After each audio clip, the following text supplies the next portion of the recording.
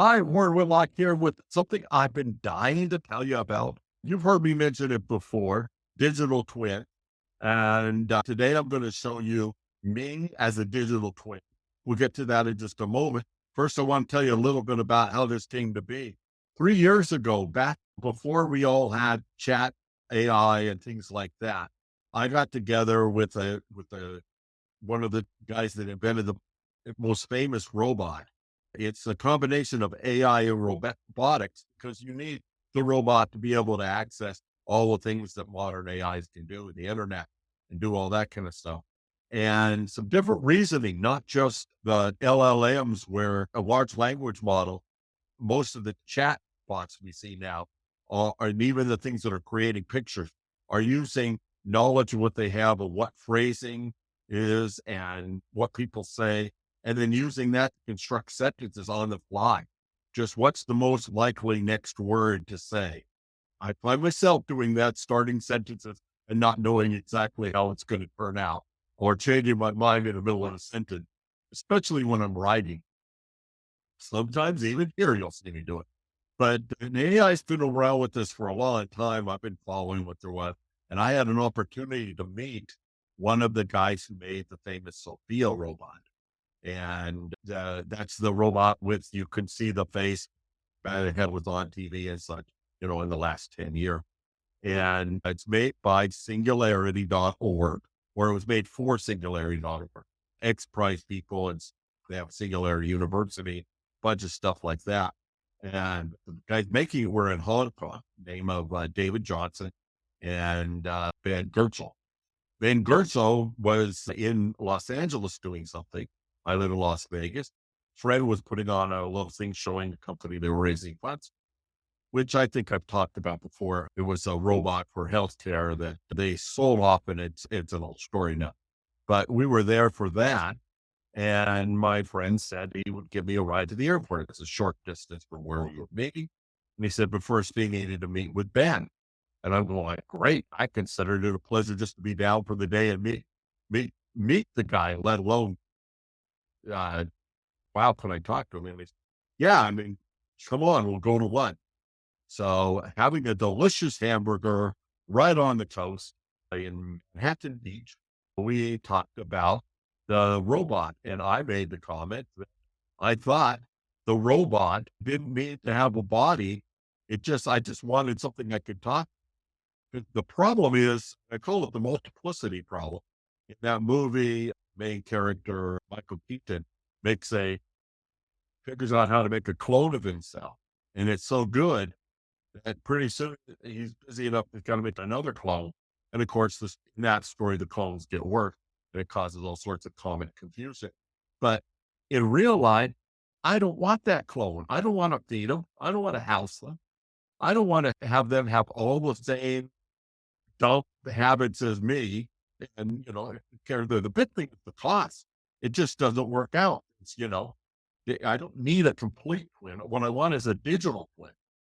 And it turns out that's something that's been around for some time. So this is not, we were breaking new science or anything, but Warren said, I want a digital twin. I want to take all my podcasts, all my writing, every video I ever made, maybe all my tweets and emails, and feed them into a database that will be smart enough to track my calendar and make sure the right things get ordered online or anything that I would want to have.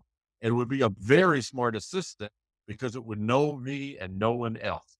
So that's my definition of what a digital twin is. Well, Mr. Bertzel said, great idea. I think I can spin up an AI and do that. And a few months later, he had a prototype, and I saw him demonstrate an AI version of him talking to an AI version of Napoleon Hill, who wrote Think and Grow Rich. It's a great public domain book. If you haven't read it, Think and Grow Rich, go find it, download it, read it. I've read it many times. It's a wonderful book. So Napoleon Hill actually gathered that information from rich people. It wasn't about his own fortune, but he's the one that got famous writing the book. And it's a fantastic thing well, that's a whole other episode we can talk about Think and Grow Rich. And that just was so amazing. They put it in a Telegram account. You could actually chat with it. This is maybe 2 years ago, before ChatGPT came out. Now things have changed, and it's pretty much possible to take all that information and put it in someplace. One of the things you'll see in the news about these AI companies is they're adding more and more data on one side, and they're also, after it gets trained, they're now allowing you to put in longer and longer documents. So you really can put a couple of books in there and then have it talk to you as if it was the book. That's the demo. I'm going to show you mine, but that's just the tip of the iceberg of what AI is about. Because AI is not the interface of guessing what's the next word is. The reasoning, the artificial general intelligence is going to come when it's a deeper kind of thing. So Twin Protocol has become a digital identity and a place where you can have your own. So you can have you.ai or just you in your own phone and your AI, or on their server accessed by your phone, something that becomes that digital assistant, or companies can build all sorts of other things. So right now we're about to release a public token on blockchain. And if you're interested, twinprotocol.ai, it's not a pitch, but you can go and sign up to do something with it. But like I say, for the most part, it's using their API and putting it with other things. So you're going to see some amazing products in the future. Today, I just want to show you what they did for me, and there's a beta level, what you might see in the future. They've got some celebrities. They just did release one with Deepak Chopra. That's getting quite a lot of interest. Their staff and some of the famous advisors they have. I'm the not so famous advisor, but I get one too. And I want to show that to you. How about right now? Okay, so here we are at the Twin Protocol website, and you can see they've not put a whole lot of artwork onto this thing, but it works like any kind of a chatbot, except for the difference is it's a voice that I want you to tell me. Does it sound like me? Let's find out. Let's just play this. Say hi to the friend watching my podcast.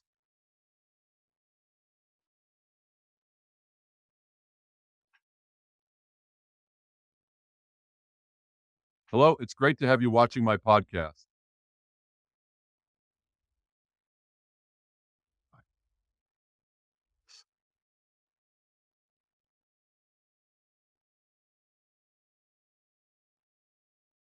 Hello, this is a podcast where we discuss various topics, answer questions, and explore emerging technologies.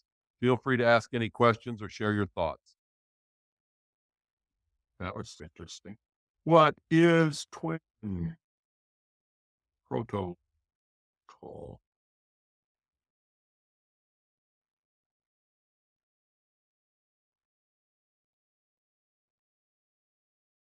Twin Protocol is a blockchain AI developed by a company of the same name. It's designed for use in corporations and enterprises to build other instances on it, such as tracking memberships or identities.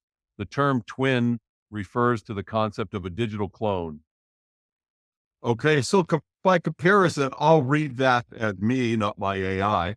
Twin Protocol is a blockchain AI developed by a company of the same name. It is designed for use in corporations and enterprises to build other instances on it, such as tracking membership or identities. The term twin refers to the concept of a digital clone. All right, I could tell immediately. It doesn't sound the same to me in my head, but I made a goof up in there. I use it all the time in my speaking. So what I like about this clone, everything's spoken perfectly. I guess I'll have to enhance it at some point so that it adds in the ums and ahs so that it can pass at me. But tell me, please leave a comment below. Do you think that it sounds like me better than me? Would you rather I have all my podcasts done by this AI? Let me know.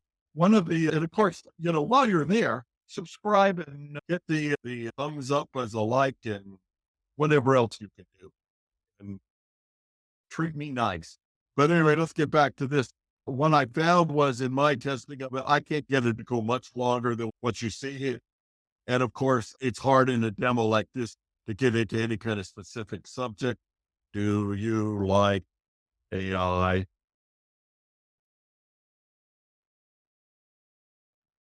Hello, how can I assist you today?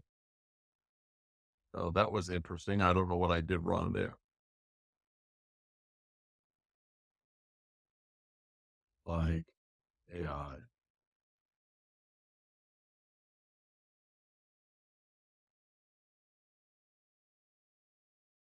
Yes, I do AI. I see it as assisted intelligence that can help us in various ways. It's improving over time, and I believe we should pay attention to its development.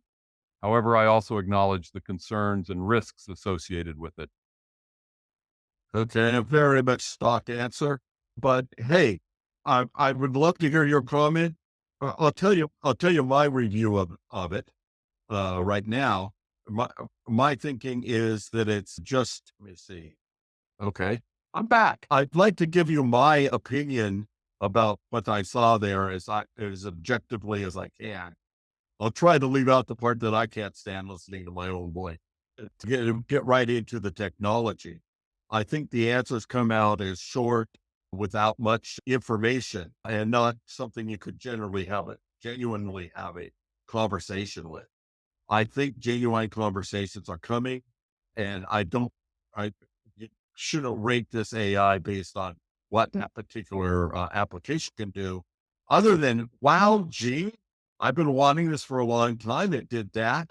Right now, there are several more podcast episodes in my book called Twitter Revolution, which if we ask questions about social media, you get my 15-year-old answer to it. And actually they're pretty straight on because I haven't changed my opinion about social media, what it means to society since we started that. And of course, if you'd like to get more of that, you can still get a copy of Twitter Revolution, or you can ask my bot about it. And we can have a conversation about the implications of social media on marketing and business and society. That was the subtitle of the book. Mobile marketing and social media were going to change everything. I think we were correct on that. In some cases, it didn't change enough. And in other cases, there's a whole lot of worrying about social media today.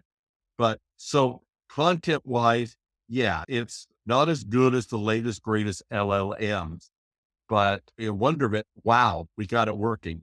And of course, it'll get better and better. The main thing is what's that's built on now is the twin protocol, where this will be in all sorts of things. It will be normal for you to have a bot on your personal device, private and something you can talk to. Amazing things I'm seeing now with what that can do for therapy. I'm not sure you wanted to talk to you in your own voice about therapy, but the same technology. Again, the voice is just the voice in the chat bot are more or less a parlor trick to show that it's up and running and it's real. And so the next thing's coming out will be much more exciting where we can do video that way. And, but what done is we've created twin protocol so that all those things, all the cool, nifty AI things you're seeing now can be attached to this and then can be used by a user with one identity. So you go to log into a Web3 property, a game, a trading platform, business news, personal connection, social media is going to be there, virtual worlds, and the identity there will be something that you can have private and take with you wherever you go. That's a big thing about digital twins in general, that having a copy of everything changes the way that we look at the world. We think everything is audited before it ever gets recorded. It's when you're recording on a blockchain, and Twin Protocol is definitely on blockchain, the actual bits in the file are stored in many places. And that means there's the security of that, but the redundancy means it's not going to get lost. And this is the same technology that makes crypto work so well. Bitcoin so far has not been hacked. And by the time there are quantum computers that can hack it, there'll be other solutions for that. I'm confident. But right now, Bitcoin has not been hacked. Most of the other strong cryptocurrencies and tokenization models don't have much problem with the hacking. They, your information is safe on the cloud. Nuclear war or killing the electricity for the whole planet. There's a few things that could happen that could make this be a miss, but we're going to have a big enough miss if something like that happens anyway. We're planning for that not happening.